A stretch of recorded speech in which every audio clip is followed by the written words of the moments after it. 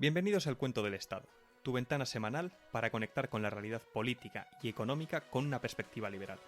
Desde el norte y el sur de España somos Íñigo Sagredo y Miguel Enrile, dos ingenieros apasionados por la economía, la política y la libertad, que venimos a explicar por qué no nos queremos el cuento. ¿Qué tal, Miguel? ¿Cómo estás? ¿Qué tal, Íñigo? Muy ilusionado por este nuevo capítulo del podcast. Sí, la verdad, con muchas ganas. Tenemos una pequeña actualización respecto a lo que comentamos en el podcast anterior, ¿verdad, Miguel?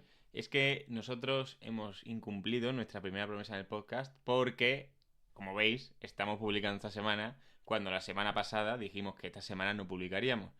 Pero es que la verdad que el podcast está ahora mismo en su mejor momento, nos escucha la mayor cantidad de gente que nos ha escuchado nunca al mes y hemos encontrado hueco, hemos sacado tiempo de donde no teníamos y aquí estamos grabando por la tarde de un día entre semana para poder cumplir con nuestro objetivo inicial. Sí, efectivamente. O sea, creemos que este crecimiento que se ha tenido el podcast nos ha motivado mucho y bueno, pues queremos seguir con la consistencia todo lo que podamos y bueno, pues publicamos esta semana, efectivamente. Igual algún día en agosto, alguna semana en agosto fallamos, pero de momento junio y julio están cubiertos. Por ahora están cubiertos, correcto. Así que bueno, por ahora mejor que los políticos, ¿no? Nuestro impuesto temporal ya lo hemos quitado, ¿eh? Ahora volvemos a publicar y a lo mejor temporalmente habrá que ponerlo en agosto, pero bueno, esto está por ver. Muy bien, pues vamos a empezar con un capítulo que nos trae Íñigo, muy polémico, pero creo que muy bien argumentado, y es sobre la sanidad. Es un tema muy polémico. Siempre decimos que la sanidad y la educación son como las vacas sagradas de la socialdemocracia, ¿no? O sea, el Estado más o menos se justifica y se legitima con estas imágenes, con la idea de que, bueno, el Estado nos cuida a todos, nos da sanidad a todos, gratuitamente, nos da educación a todos. Si no fuera por el Estado, la gente se moriría de cáncer, se moriría de enfermedades terribles, sería analfabeta, porque no tendría educación también. Entonces nosotros confrontamos estas ideas frontalmente. Creemos que la mejor forma, como siempre, es el mercado. Es curioso cómo hay temas del Estado, como por ejemplo educación y sanidad, que se han encargado de decirte una y otra vez que tú por ti mismo no serías capaz de, primero, de proveerlo y seguro de afrontar catástrofes. Sin embargo, hay otros temas, como por ejemplo la vivienda o la alimentación, donde el Estado históricamente ha estado muchísimo menos metido. Ahora se está intentando incluso meter. Pero siempre se ha provisto de vivienda y de alimentación, con sus matices, pero siempre se ha provisto a todo el mundo a través del mercado. Y la gente se asegura su casa y no deja que su propia casa se queme. Vamos a hablar de estos temas en el podcast. Sí, no, correcto. O sea, el Estado sabe bien que las cosas que nos dan miedo y se asegura de que nos den miedo. Nos dicen, oye, pues si no hubiera sanidad pública te pasaría como en Estados Unidos, que la gente tiene que pagar millones. Luego ponen noticias de que repatrian a uno de un país tercermundista que no tiene la mejor sanidad y se lo traen a la sanidad española, a protegerle y demás, ¿no? Entonces, nosotros pensamos que nos tenemos que dar cuenta de que el caso de la sanidad no es un caso especial. El caso de la educación no es un caso especial.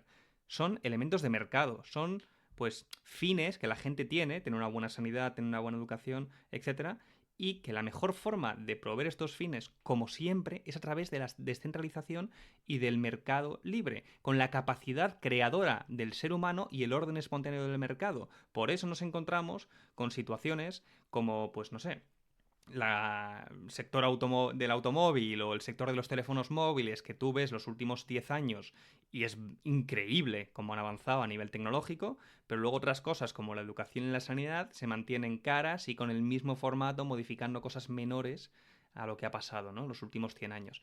La comida o la ropa se abaratan brutalmente cuando se dejan al mercado y la sanidad y la educación se mantienen caras bajo el pretexto de que si no te la da el Estado no podrías conseguirla de ninguna otra forma, ¿no? Entonces, queremos dispensar en este podcast con la idea, sobre todo, de la sanidad, que es de las más polémicas, ¿no? Que es la que siempre usa el Estado para decir, y si no tú pagaras tantos impuestos, ¿quién te daría la sanidad? Entonces, esto es clave. Para entenderlo bien, vamos a estudiar 3 casos diferentes y luego vamos a sacar unas conclusiones de lo que aprendemos en estos 3 casos. Primero, el caso de Estados Unidos, del que se habla siempre. Estados Unidos, lo terrible que es la sanidad, que sale una serie de un profesor de física que tiene cáncer y tiene que vender droga para poder sobrevivir, todo ese tipo de cosas en Estados Unidos, ¿qué es lo que pasa? Luego, entender la perspectiva de la Unión Europea, de los países europeos y especialmente en España. Y luego entender unos modelos que se podrían asemejar más a lo que nosotros podríamos defender como liberales libertarios, que es Singapur. Y al final concluiremos con, oye, el sistema de Singapur suena muchísimo más atractivo que como tenemos la sanidad ahora, pero no sería exactamente nuestro modelo y explicaremos cuál sería, ¿verdad? Entonces, empecemos por el caso, Miguel, de Estados Unidos, si te parece. Empezamos explicando un poco cuáles son los indicadores en temas de salud de Estados Unidos. Cuéntanos. Sí, para empezar, Estados Unidos gasta un 18% sobre el PIB en salud, ¿vale? Esto para compararlo, podemos compararlo con la Unión Europea, que gasta un 10% de media un país de la Unión Europea. Con este 18% de gasto que tiene Estados Unidos, la esperanza de vida en Estados Unidos es 5 años menor que la de España.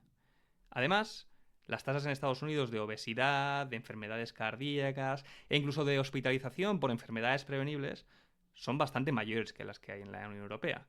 Y además, la atención preventiva es de menor calidad. Entonces, los sistemas de la Unión Europea parecen haber alcanzado mejores resultados con un gasto menor, ¿no? Entonces uno podría decir, oye, pues sí, debe ser que la sanidad, cuando la provee el Estado, la sanidad totalmente pública, 100% pública, proveída centralmente por parte del Estado, es mejor que si la intenta proveer el sector privado, como estamos viendo en el caso claro de Europa contra Estados Unidos. Pero, ¿es esto así? Bueno, sacando de lado el hecho de que hay varios factores, como pueden ser la alimentación, ¿no? En Estados Unidos la alimentación es de mucha menor calidad que lo que se puede tener en Europa con dietas mediterráneas o dietas de mucha mejor calidad. Vamos a entender exactamente qué porcentaje del gasto en Estados Unidos es público y cuánto es privado. La noción es que en Estados Unidos es el libre mercado en salud, es totalmente descentralizado, es un mercado salvaje, pero cuando miramos a los datos, a los detalles, el 50% del gasto en salud en Estados Unidos es público y el otro 50% es privado. 50%. O sea, la mitad es privado y la mitad es público. Y lo que se suele decir es que Estados Unidos es el caso extremo de la sanidad privada. No, la mitad es pública y la mitad es privada. Comparemos con España cómo sucede. ¿Qué sucede? Por ejemplo, España gasta un 66% de su gasto en salud es público y un 33% es privado. Como vemos, 33% y 50% tampoco son unidades totalmente pues, a una distancia enorme, ¿no? O sea, estamos hablando de un poquito más. Entonces, no es esta idea, para empezar y dejarlo claro, de que en Estados Unidos el 100% es privado y de que en Europa el 100% es público. Por lo menos desde fuera, lo que sale pensar con lo que ves en la televisión y tal, o lo que cuadraría, yo creo que si tú vas a la gente por la calle y le preguntas, oye, ¿cuánto dinero se gasta en España en sanidad entre público y privado? Lo que te dirían es, no, 90% público, 95% público, porque la sanidad pública es lo que cuida todo, y luego privado, y si tienes algún problemilla mínimo, algo así, si quieres ir un poquito más rápido. O sea, nada más lejos de la realidad. Un tercio del gasto privado, dos tercios públicos.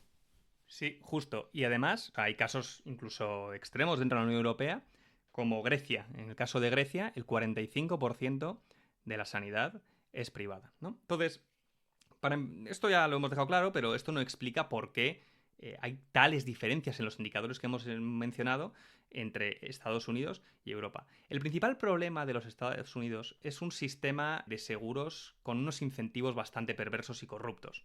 La forma en la que funciona es sencillamente que normalmente, bueno, cuando alguien recibe un seguro de salud, ese seguro de salud lo suele recibir de su empleador. El empleador le proporciona el seguro de salud a la persona y este seguro de salud se encarga de cubrir prácticamente todos los gastos que puedas tener en salud un individuo, ¿vale? Entonces, ¿esto qué hace? Que no haya ningún incentivo por parte de los individuos a intentar obtener, sobre todo en la atención primaria, es decir, la atención para cosas que te puedan pasar rutinarias. Pues imagínate que yo que sé, tienes una urgencia, pues cuando vas con a lo mejor cierto nivel de fiebre, o cuando tienes a lo mejor un catarro, o cuando tienes una de estas cosas que no son un gasto monstruoso, como puede ser una cosa más grave como un cáncer y demás. Todo va a través de un sistema de seguros. Entonces, lo que hace es que artificialmente se incrementa el gasto en estos seguros, porque los hospitales no tienen ningún incentivo a poner precios competitivos, ya que el usuario no los demanda, porque lo paga todo a través del seguro. Entonces, le pasan ese gasto inflado a las aseguradoras y las aseguradoras le pasan ese gasto inflado al empleador. Entonces, no se produce este sistema de competencia en el cual el usuario intenta buscar la mejor opción a nivel no solo de atención, sino también de precio. Entonces, este es un punto que estaremos repitiendo constantemente en el podcast. Aparte de la sanidad, cuando la gente piensa en la sanidad gratuita y demás, la gente suele pensar en los peores escenarios en la sanidad, cuando tienes un cáncer, cuando tienes la necesidad de una diálisis, por ejemplo, unas cosas que pueden llegar a costar 100.000 euros, 200.000 euros, etc. Pero hay una gran parte del gasto en salud que es gasto rutinario, es gasto como el que puede tener una persona que va al dentista o que va a otro profesional que provee un servicio. Entonces es imprescindible que en estos servicios no se encargue toda una aseguradora, no se cubra todo bajo una aseguradora, sino que haya parte que lo pague el usuario para incentivar a que el mercado compita y baje los precios. Bien, ahora vamos a pasar al segundo caso, en el caso de la Unión Europea, que habíamos comentado que íbamos a hablar de tres: Estados Unidos, la Unión Europea y Singapur.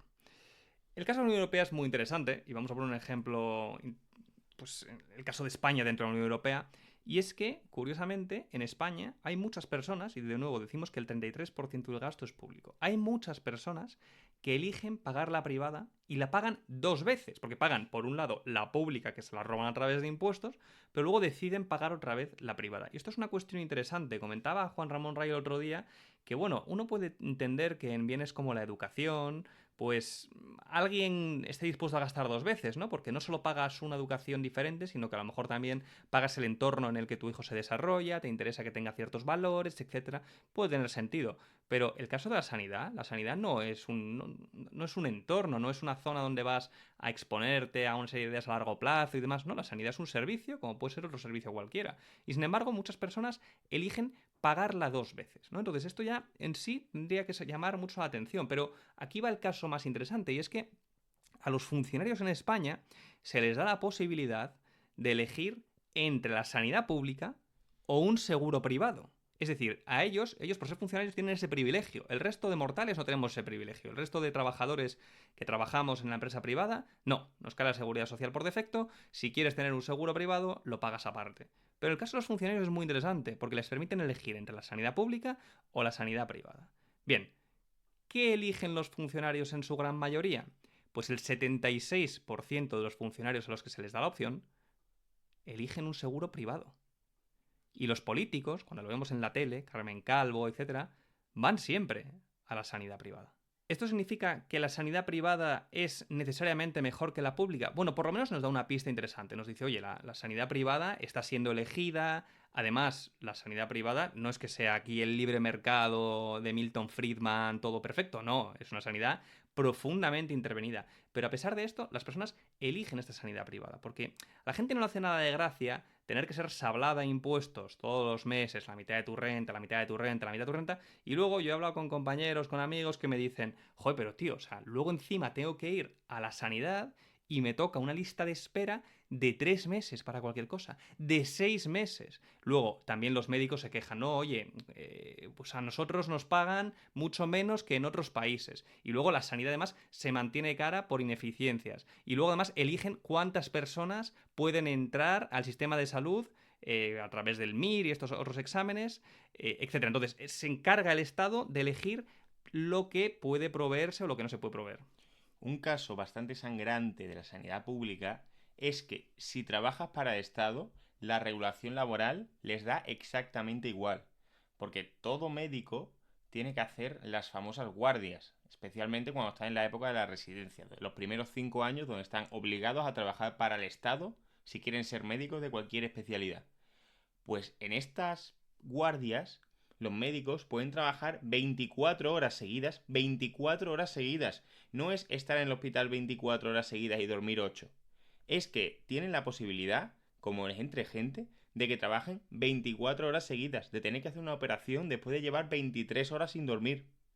Esto, si cualquier político lo escucha para cualquier otra cosa, por ejemplo la agricultura, diría, oh, el empresario explotador, tal. como es el Estado... Bueno, perdona, y es que además es ilegal. O sea, estas condiciones de trabajo son ilegales. Tú no las puedes firmar en tu contrato de trabajo. Imagínate que por lo que fuese, yo qué sé, fuese un vigilante de seguridad, fuese algún tipo de trabajo que podría beneficiarse de decir, bueno, he hecho aquí un día, he hecho 24 horas y así gano más dinero.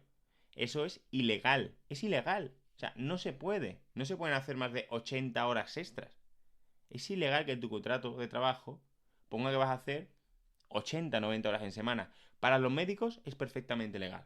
Se puede. ¿Por qué? Porque dependen de explotar a los médicos para que el sistema público no se caiga.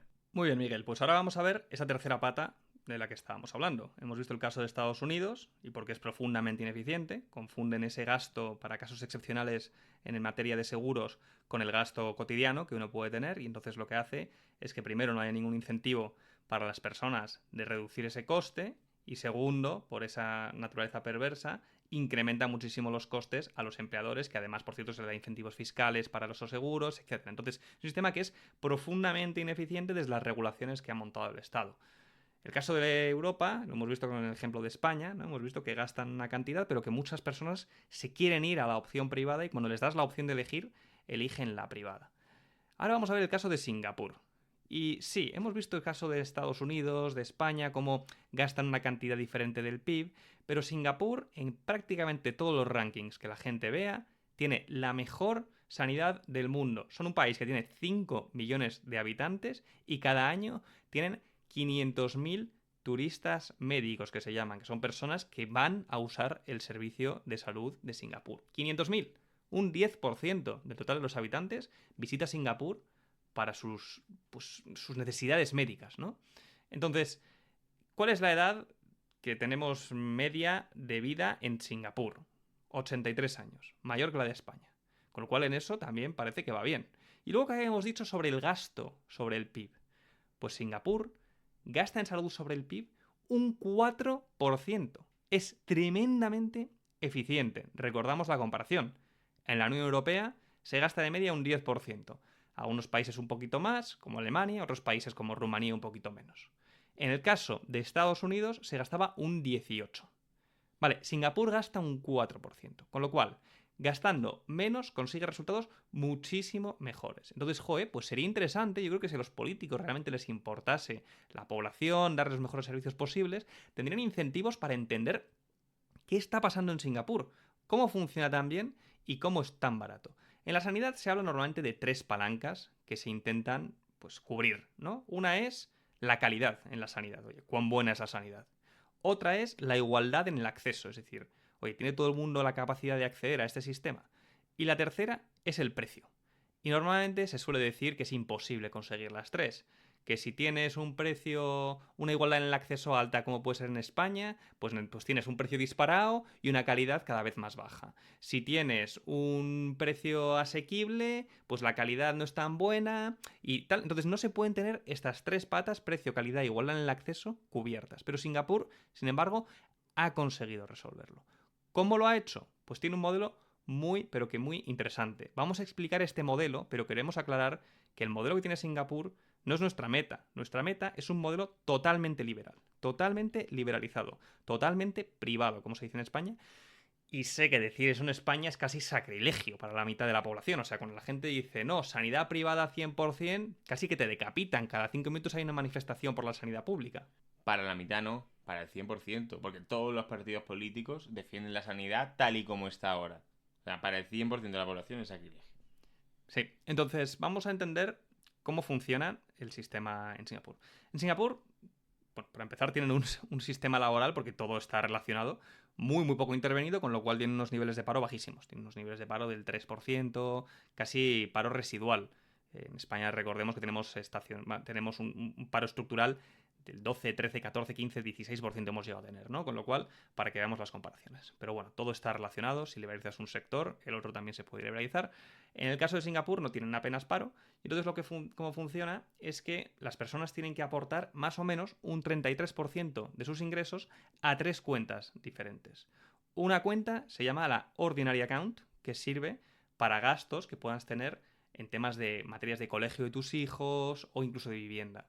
La segunda se llama la Special Account, cuenta especial, que tiene que ver con los temas de pues, jubilación, ¿verdad? Cuánto vas a gastar en tu jubilación, entonces vas a aportar una cantidad en esta Special Account. Y luego la de Medisave, que es todo lo que tiene que ver con aseguradoras y cuidados médicos. Entonces, tres esencialmente: temas de colegio y de vivienda, temas de jubilación y temas de salud, ¿vale? Estas tres cuentas. Normalmente, cuando eres joven, a la que más aportas es a la primera, a la de educación, perdona, sí, a la de educación, a la de colegios barra vivienda. Pero cuando eres mayor, a la que más aportas, evidentemente, es a la de salud y seguros. Entonces, estas cuentas están relacionadas entre sí. No es que lo que aportes a una no lo puedes usar en otra. Es que a medida que va avanzando tu edad, van juntándose estas en una única cuenta. Entonces, a fin de cuentas, esta es la clave. Los ciudadanos tienen propiedad de esos fondos. Estos fondos sirven para estas tareas. No te lo puedes ir a gastar en un partido de fútbol, pero tienes propiedad de estos fondos. Es decir, si se muere la persona, pues si estos fondos tienen 10 millones de euros o de la moneda de Singapur, sus hijos o quien él decida lo heredan. Además, estas cuentas, al ser cuentas como tal de ahorro para este tipo de casos, se remuneran con un tipo de interés. Es decir, no es como el dinero aquí en Europa que lo metes en tu cuenta bancaria y como la inflación pues desaparece 2, 3%, 4% anual de manera sistemática. Entonces, de nuevo, son cuentas sobre las cuales tienes propiedad, es decir, son tuyas y sirven para estos cometidos específicamente. La verdad que esto es muy interesante y es el ejemplo de cómo se puede montar una sanidad con un sistema de capitalización.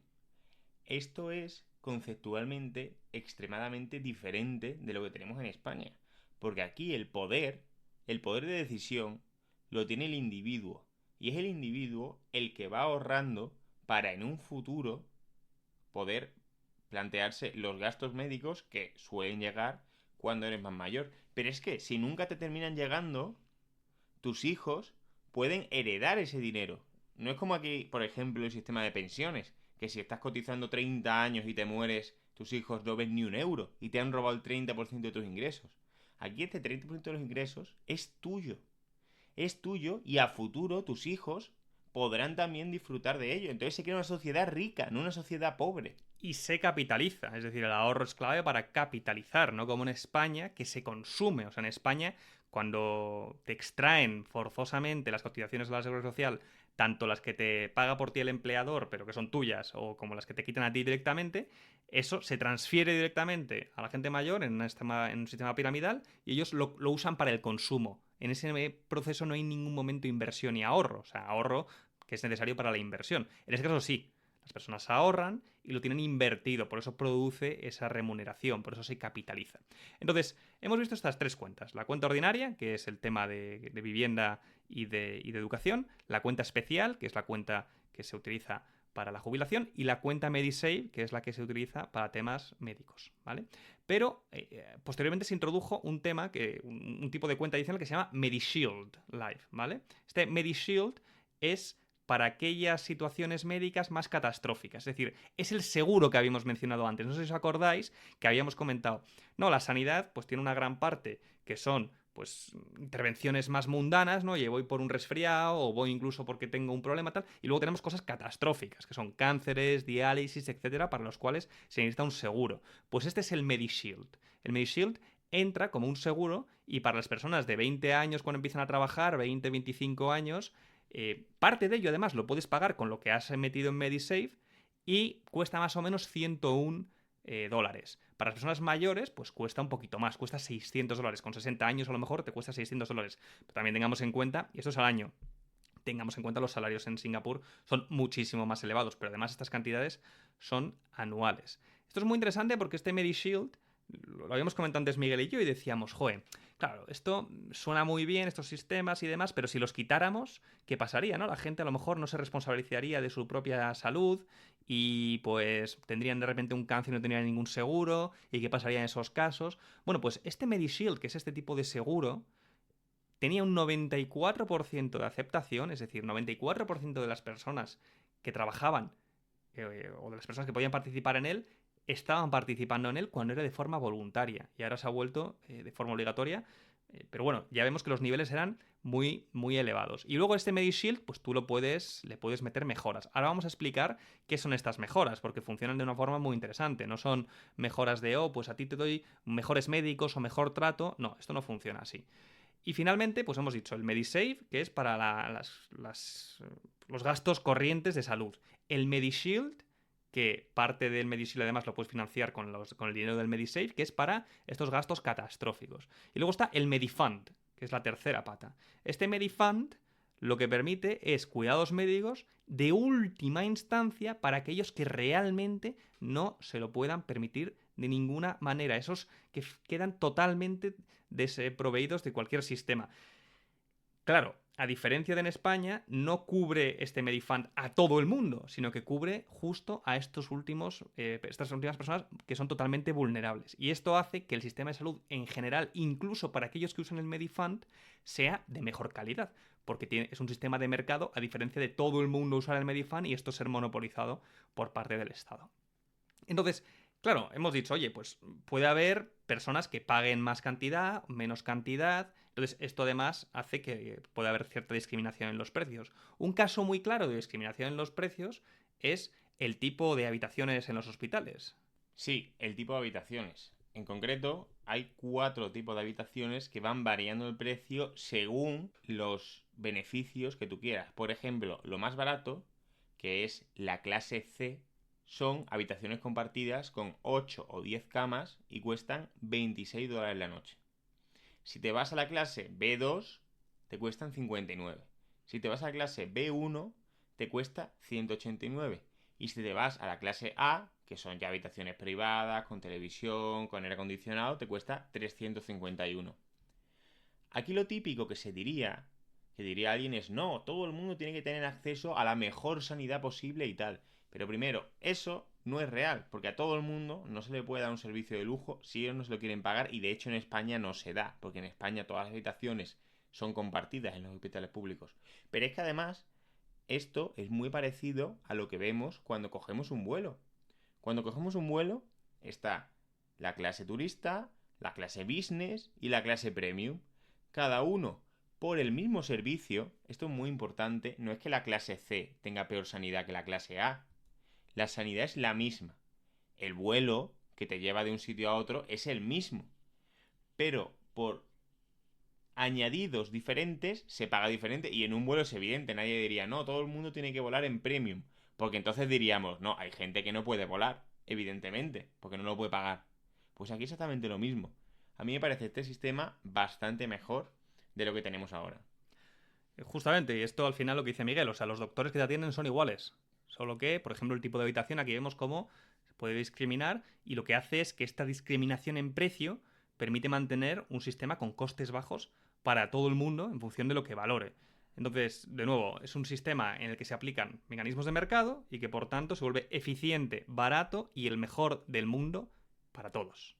Entonces, vamos a concluir este tema de sanidad después de haber visto estos 3 casos. El caso, y de nuevo, esto lo hemos visto desde muchísima altura, ¿no? Nos hemos metido en exactamente el detalle de qué dice la ley y tal. Hemos contado a grandes rasgos los 3 sistemas para entender cómo se comparan.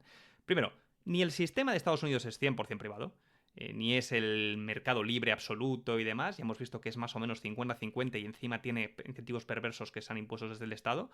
El sistema europeo tampoco está tan lejos de ser 50-50 como en Estados Unidos. De hecho, en Grecia ya hemos dicho que es 46% y se supone que es pública, 46% privado. Y el caso de Singapur es un caso muy interesante. Es un caso que consigue resolver esas 3 patas que hemos dicho: el precio, la calidad y la universalidad, que todo el mundo puede acceder, con sistemas de mercado. En esencia, no todo el mundo no se puede ir todo el mundo por un seguro para cualquier tipo de cosa.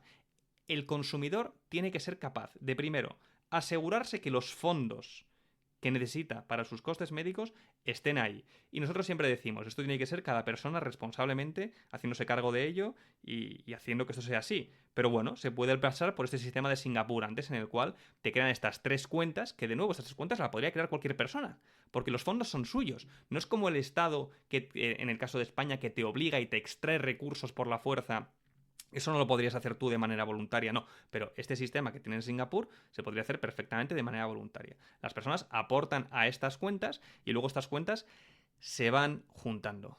Un sistema privado es clave, un sistema de mercado es clave, porque mantiene y promueve la innovación. No nos preguntamos por qué después de 100 años los sistemas de salud, los hospitales, todos funcionan con el mismo mecanismo. Un edificio gigante al que la gente va, donde hay una serie de camas, te atienden y demás. Sí, hay mejoras tecnológicas puntuales, pero no ha habido una revolución en el sistema como la ha habido en muchísimos otros sectores. En el sector de la automoción, en el sector de los teléfonos móviles, todo esto no se ve ni en educación ni en sanidad porque está monopolizada por el Estado. Y al estar monopolizada por el Estado y coartar esta innovación, lo que hace es que se mantenga cara para todo el mundo. En el cuento de Estado aquí nosotros hemos dicho esto siempre. Nosotros pensamos que la libertad individual, el tratar a las personas no como utensilios, ¿no? Como hace el Estado, trata como algo a parasitar y sobre lo cual... No, tratar a personas con la libertad que se merecen y darle esta libertad, nosotros pensamos que esto saca lo mejor del ser humano. Creemos que cuando le das libertad a la gente, estas personas sacan su mejor versión, se hacen responsable de sus vidas. No son corderos guiados por el Estado, sino que sacan su mejor versión. Los políticos quieren evitar esto. Te meten miedo, te dicen, no, si no fuera por nosotros, la sanidad te morirías y la educación igual. Tenemos que decir frontalmente que no, la sanidad y la educación son como otros bienes cualesquiera, que si se los das al mercado, los abaratará tremendamente para todos.